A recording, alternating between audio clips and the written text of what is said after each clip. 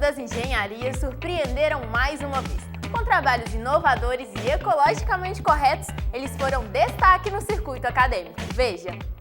A turma de Engenharia Civil, já pensando no futuro do meio ambiente, fez um trabalho criando o ecotelhado. Marcelo, como vocês escolheram o tema do trabalho? Bom, a gente tinha que fazer um trabalho sobre conhecer a engenharia. Então a gente escolheu o telhado verde, né? Que é um negócio que ainda está, o povo ainda está conhecendo, está querendo saber como que é e tudo, então a gente escolheu esse tema. A gente fez um protótipo, né, para provar a eficácia do telhado, questão de temperatura, de custos e tudo. Na verdade ele fica um pouco mais caro do que o telhado convencional, principalmente no nosso protótipo, porque a gente utilizou o telhado convencional, depois a gente colocou uma manta asfáltica para não deixar a raiz da planta chegar no telhado. A gente utilizou a membrana de argila, uma manta têxtil, terra e a grama. O nosso trabalho, colocamos só grama, mas tem telhados que eles colocam árvores frutíferas, tem vários tipos também que podem ser feitos. A temperatura caiu cerca de 1 grau interna com relação à parte que é o telhado convencional. O pessoal pode utilizar a água novamente, né, para fazer irrigação, para limpar jardim, para fazer todas essas coisas. E qual foi a parte mais difícil do trabalho? A parte mais difícil foi montar o protótipo, né, que como a gente ainda está no primeiro período, a gente teve que ser bem ousado para poder fazer. Na parte da telha, a gente usou argamassa também, que a gente pensou que foi um negócio que ia dar uma diferenciada, e a gente teve um pouco de dificuldade aí para poder fazer isso, mas deu certo. Bem trabalhoso, né? Demoramos 13 horas um domingo. Anderson, como é que foi o desenvolvimento do trabalho seus? Então, primeiro a gente teve a ideia de construir um misturador eficiente, porque a gente trabalha hoje com chuveiros elétricos que consomem muita energia elétrica, né? Aí a nossa ideia foi desenvolver um tipo de chuveiro que economizasse energia, utilizando o quê? O aquecedor solar. O aquecedor solar, ele não gasta energia elétrica nenhuma, né? Aí a gente pensou no seguinte, então vamos desenvolver um meio que torne isso viável, eficaz e eficiente também, né? Aqui nós temos, a gente pensou em dois principais motivos para isso. O primeiro, no misturador, a gente faz a mistura usando 2 registros, né? 2 registros de água. No nosso misturador, nós estamos usando 2 válvulas, mas na verdade o cara lá no banheiro, ele vai ver uma válvula apenas, ou seja, vai ter só um cabo, só um cano, só um tubo, que vai sair a água do chuveiro direto na temperatura ideal. Ele vai apertar simplesmente 2 botões e sai a água na temperatura que ele quer, ideal para o banho. Qual foram as maiores dificuldades na hora de fazer o trabalho? As maiores dificuldades foram encontrar uma interface, né, de hardware e software para fazer essa lógica, onde a gente controla a vazão e a temperatura ao mesmo tempo, onde nós podemos manter constante a vazão d'água sem alterar a temperatura. Então a lógica toda foi a programação em C++, utilizando a placa Arduino.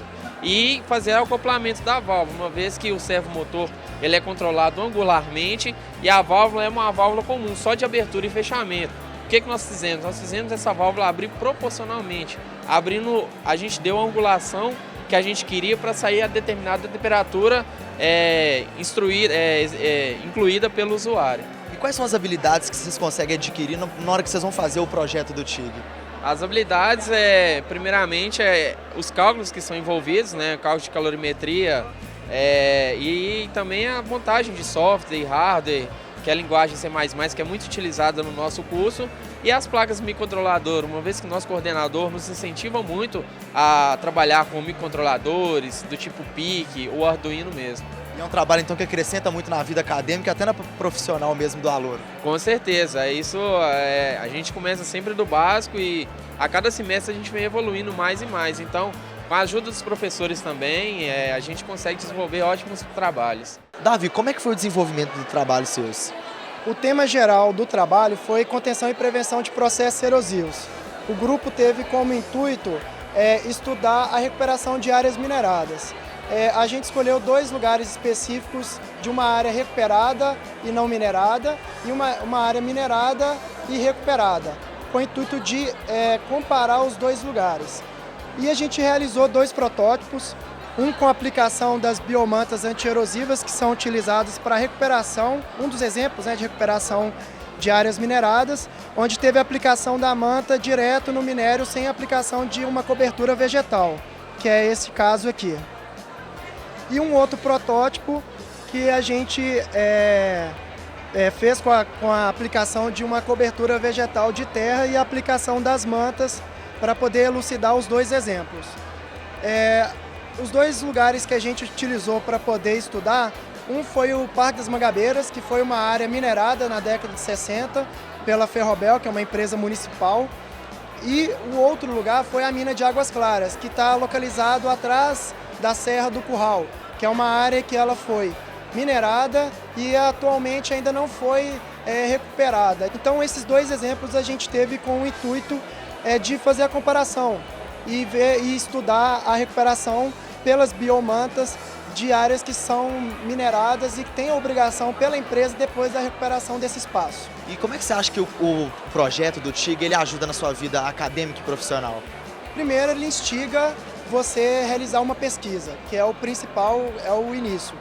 Lógico que a gente vê que algumas pessoas não dão tanto valor, mas esse momento onde que você é forçado a realizar uma pesquisa, te instiga a realizar um estudo sobre um determinado tema e que você acaba descobrindo, às vezes, que você tem uma aptidão para atuar nessa área, por exemplo, que é o caso da recuperação de áreas mineradas.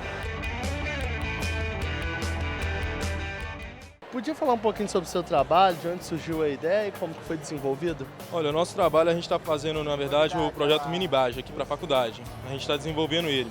E aqui a gente fez um cavalete aqui, que a gente está trabalhando aqui com box, para levantar o carrinho, para a gente trabalhar, conseguir fazer manutenção, esse tipo de coisa assim no carrinho do barco. E de onde surgiu a ideia? Não, isso aí é tipo assim, que a gente começou a fazer pesquisas, o que precisava numa oficina e tal, a gente foi lá e foi descobrindo. Aí o cavalete a gente viu que era uma parte muito importante dela, que a gente precisava de fazer um para ajudar a gente, senão a gente teria que ficar levantando o carrinho para dar manutenção por baixo, aí a gente foi lá e construiu um. Que é sem esforço humano, só no macaco aqui hidráulico. Vocês poderiam me contar de onde surgiu a ideia da criação desse projeto? A ideia surgiu a partir, a gente estava conversando dentro de sala e surgiu os supostos temas e dentre eles o aterro foi o tema que mais nos atraiu. Aí a gente escolheu e deu início ao projeto. E como foi o desenvolvimento dele? O projeto em si é para ajudar a parte carente da sociedade. E a gente precisa de pessoas capacitadas, não só de empresas específicas, mas também do governo para fazer esse projeto. A gente discutindo isso em sala, a gente achou bem legal, porque além de estar tirando pessoas para reduzir o custo da energia, a gente está ajudando o meio ambiente com a redução de gases poluentes na atmosfera. E como que funciona? O gás é retirado do aterro sanitário e vai ser levado a um galpão de transformação de energia. E nesse galpão vai ter um transformador que passa para a rede elétrica. Você sabe o que é um gabião? Para deixar explicado, os alunos do UniBH produziram um trabalho esclarecendo todas as dúvidas. Silmara, como vocês fizeram para elaborar o trabalho e a maquete? Nós fizemos um estudo de caso na MG10 da aplicação do gabião como contenção drenante. Lá, após esse estudo de caso, nós fizemos duas maquetes. Uma que demonstra como é a região, o que a gente viu no estudo de caso, a gente demonstrou, e essa daqui é para demonstrar o referencial teórico sobre os gabiões, que são 3 tipos. E o que é um gabião e quais são esses tipos diferentes que eles têm? O gabião, como nós podemos ver aqui, ele é composto pela tela, pedra de mão e ele é feito com amarrações de arame. E quais os outros tipos que você tem? A gente tem o gabião tipo saco, o tipo rede e o tipo caixa. E esse aí que tá vindo agora é tipo o quê? Tipo rede. E o outro? É o tipo caixa. Esse é o tipo caixa. Esse é o nosso estudo de caso que a gente fez. Qual foi a parte mais difícil do trabalho? Eu acho que montar o artigo em si, porque tem que fazer estudo de caso, pesquisa de solo, tudo. Então, no geral, montar o artigo mesmo. Isso foi bem interessante pra gente, assim, um conhecimento a mais. Como que funciona o trabalho de vocês? Qual foi a ideia? De onde surgiu essa ideia? Tudo começou com a construção de um pluviógrafo e depois surgiu a ideia de aplicar isso na irrigação. Então o trabalho funciona assim, tem um sensor que mede a umidade da terra. Se a umidade estiver abaixo do necessário para aquela agricultura, para aquela plantação e tudo, ele ativa uma bomba que aciona a irrigação. Chegou o nível de umidade adequado, ele desativa a bomba e esvazia o pluviógrafo. Então mede a quantidade de chuva, a quantidade de irrigação, para o agricultor saber, ter os dados estatísticos e saber o que ele precisa melhorar, quanto que está chovendo, o quanto que ele está gastando de água, é basicamente isso. Gullit, de onde surgiu a ideia do trabalho seu? Então, a gente já estava até com um pouco de dúvida sobre o que fazer, porque a gente está no primeiro período e queria fazer uma coisa bacana. Aí, conversando com o meu grupo de TIC, surgiu a ideia da gente falar sobre os terremotos, sobre desastres naturais, o que a engenharia civil pode ajudar na prevenção dos desastres naturais. Aí chegamos a esse conceito e até fizemos a maquete do prédio, o prédio no Japão que é construído hoje com molas e amortecedores, e estamos trabalhando nesse conceito de o que a engenharia civil pode prevenir sobre os desastres naturais. Como é que foi desenvolvido o trabalho? Vocês fizeram muita pesquisa? Como é que foi? Fizemos muita pesquisa porque aqui não é um assunto tão, apesar de não ter muito terremoto, não é um assunto tão comentado, né? E assim, deu muito trabalho porque é difícil conseguir material, principalmente as molas, tivemos que mandar fazer tudo, essas molas e foram feitas, entendeu?